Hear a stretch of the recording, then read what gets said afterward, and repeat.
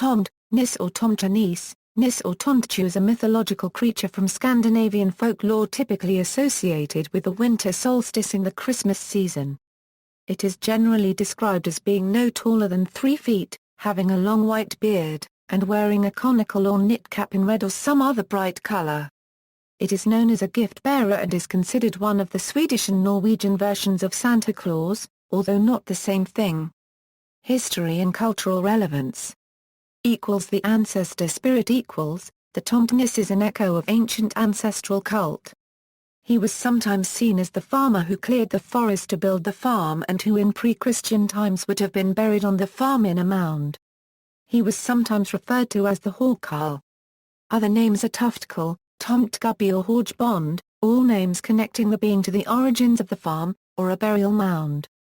It was thought that the tomtenisse was a more generalized spirits of previous generations at the homestead, and there are references to them following the family clan, when they are moving. The Swedish name Tomte is indeed derived from the term for a place of residence and area of influence, the house lot or tomt. Nisse is a common name in Danish and the Scandinavian dialect in southernmost Sweden. As a nickname for Nils, and its usage in folklore comes from expressions such as nisse god recurrency ng. It may also be derived from Norse nea degree c, meaning dear little relative, or from the Germanic water sprite nixie. The Christmas tomt. The tomt is preceded by another mythological creature, the Yule goat. Traditionally, the Yule goats appeared on Christmas Eve, knocking on the doors of their homes, handing out presents. The Yule goat was later replaced by or conflated with the tomte or nisse, whose appearance is somewhat similar to that of a garden gnome. According to tradition, the tomtenisse lives in the houses and barns of the farmstead, and secretly act as their guardian. If treated well, they protect the family and animals from evil and misfortune, and may also aid the chores and farm work. However, they are known to be short-tempered, especially when offended. Once insulted, they will usually play tricks, steal items and even maim or kill livestock. The tomtenisse will deliver gifts at the door, in accordance with the modern-day Swedish-Norwegian tradition of the visiting Santa Claus who enters homes to hand out presents. The tomtenisse is also commonly seen with a pig, another popular Christmas symbol in Scandinavia, probably related to fertility and their role as guardians of the farmstead. It is customary to leave behind a bowl of porridge with butter for the tomtenisse, in gratitude for the services rendered. Appearance. The tomtenisse was often imagined as a small, elderly man, often with a full beard.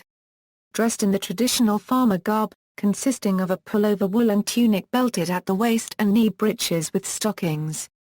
This was still the common male dress in rural Scandinavia in the 17th century, giving an indication of when the idea of the tomte spread. However, there are also folk tales where he is believed to be a shapeshifter able to take a shape far larger than an adult man, and other tales where the tomtenisse is believed to have a single, cyclopean eye.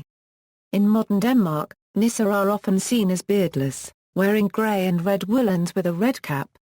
Since nisse are thought to be skilled in illusions and sometimes able to make themselves invisible, one was unlikely to get more than brief glimpses of him no matter what he looked like. Norwegian folklore states that he has 4 fingers, and sometimes with pointed ears and eyes reflecting light in the dark, like those of a cat. Temperament. Despite his small size, the tomtenisse possessed an immense strength. He was easily offended by careless lack of proper respect and lazy farmers. As the protector of the farm and caretaker of livestock, and his retributions for bad practices ranged from small pranks like a hard strike to the ear to more severe punishment like killing off the livestock or ruining of the farm's fortune. Observance of traditions was thought important to the tomtenisse, as he did not like changes in the way things were done at the farm. He was also easily offended by rudeness, farm workers swearing, urinating in the barns, or not treating the creatures well would do so under the threat of a sound thrashing by the tomtenisse. If anyone spilled something on the floor in the house, it was considered proper to shout a warning to the tomte below.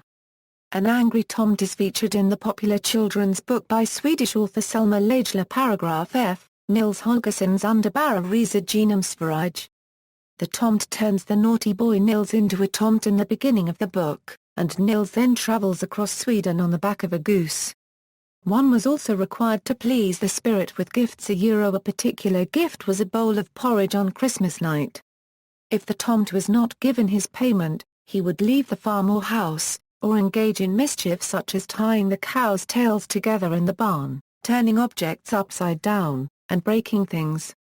The Tomte liked his porridge with a pat of butter on the top.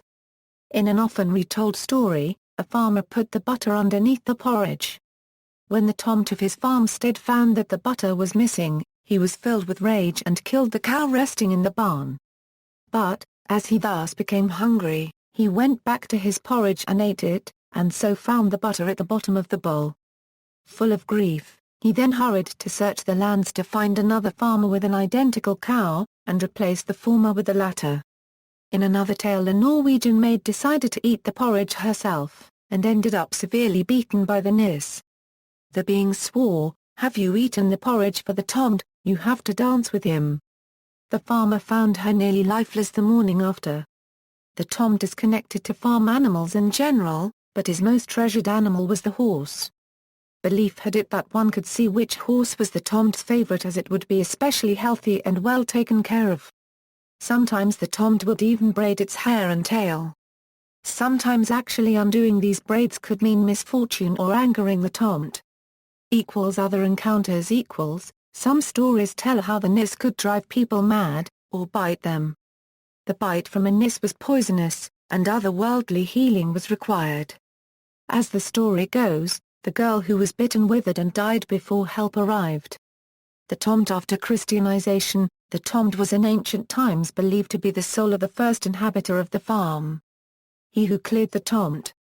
He had his dwellings in the burial mounds on the farm, hence the now somewhat archaic Swedish names tomtenisse and tomtekal, the Swedish and Norwegian tomtegubbe and tomtebund, the Norwegian hawkal, and the Finnish tonttu. Thus, the tradition of giving porridge to the Tomte at Christmas is a remainder of ancestral worship. The Tomte was not always a popular figure, particularly during and after the Christianization of Scandinavia. Like most creatures of folklore, he would be seen as heathen and be demonized and connected to the devil. Farmers believing in the house Tomte could be seen as worshipping false gods or demons. In a famous 14th-century decree, Saint Birgitta warns against the worship of tomteguddi, Tomte gods. Folklore added other negative beliefs about the Tomte, such as that having a Tomte on the farm meant you put the fate of your soul at risk, or that you had to perform various non-Christian rites to lure a Tomte to your farm. The belief in a Tomte's tendency to bring riches to the farm by his unseen work could also be dragged into the conflicts between neighbors. If one farmer was doing far better for himself than the others, someone might say that it was because of him having a Tomte on the farm, doing ungodly work and stealing from the neighbors. These rumors could be very damaging for the farmer who found himself accused, much like accusations of witchcraft during the Inquisitions. Similar folklore, the tomtenisse shares many aspects with other Scandinavian whites such as the Swedish var currency ttar, Norwegian veta, Danish var tter, or the Norwegian tusse. These beings are social, however, whereas the Tomte is always solitary. Some synonyms of Tomte in Swedish and Norwegian include garjenrabbe yarddweller, gardvard, godbond, a sniss or garjenrdsran. The Tomte could also take a ship for his home, and was then known as a skepstom to skipsnisse. In other European folklore, there are many beings similar to the Tomte, such as the Scots and English brownie, Northumbrian English hob, the German Heinzelmer currency nnchen, the Dutch kabouter or the Slavic domovoi. The Finnish word tonttu has been borrowed from Swedish. The Tomte is one of the most familiar creatures of Scandinavian folklore, and he has appeared in many works of Scandinavian literature. With the romanticization and collection of folklore during the 19th century, the Tomte would gain popularity. In the English editions of the fairy tales of H.C. Andersen, the word nisse has been inaccurately translated as goblin. The modern Tomte. In the 1840s, the farm's nisse became the bearer of Christmas presents in Denmark, and was then called julenisse. In 1881, the Swedish magazine Ny Illustrerad Tidning published Victor Rydberg's poem Tomten, where the Tomte is alone awake in the cold Christmas night, pondering the mysteries of life and death. This poem featured the first painting by Jenny Nistra paragraph M of this traditional Swedish mythical character, which he turned into the white-bearded, red-capped friendly figure associated with Christmas ever since. Shortly afterwards, and obviously influenced by the emerging Father Christmas traditions as well as the new Danish tradition, a variant of the tomtenisse, called the jultomte in Sweden and julenisse in Norway, started bringing the Christmas presents in Sweden and Norway, instead of the traditional julbok. Gradually, commercialism has made him look more and more like the American Santa Claus, but the Swedish jultomte, the Norwegian julenisse, the Danish julemande and the Finnish julepukki still has features and traditions that are rooted in the local culture. He doesn't live on the North Pole, but perhaps in a forest nearby, or in Denmark he lives on Greenland, and in Finland he lives in Lapland. He does not unregistered trademark tea come down the chimney at night, but through the front door, delivering the presents directly to the children, just like the Yule goat did. He is not overweight. And even if he nowadays sometimes rides in a sleigh drawn by reindeer, instead of just walking around with his sack, his reindeer don't unregistered trademark tea fly, and in Sweden, Denmark and Norway some still put out a bowl of porridge for him on Christmas Eve. He is still often pictured on Christmas cards and house and garden decorations as the little man of Jenny Nistra paragraph M's imagination, often with a horse or cat, or riding on a goat or in a sled pulled by a goat, and for many people the idea of the farm tomte still lives on, if only in the imagination and literature. The use of the word tomte in Swedish is now somewhat ambiguous, but often when one speaks of jultomten or tomten one is referring to the more modern version, while if one speaks of tomte or tomtanne one could also likely be referring to the more traditional tomte. The traditional word tomte lives on in an idiom, referring to the human caretaker of a property, as well as referring to someone in one's building who mysteriously does someone a favor, such as hanging up one's laundry. A person might also wish for a little husband to tidy up for them. A tomte stars in one of author Jan Brett's children's stories, Hedgie's Surprise. Tomtenisse often appear in Christmas calendar TV series and other modern fiction. In some versions the tomte are portrayed as very small.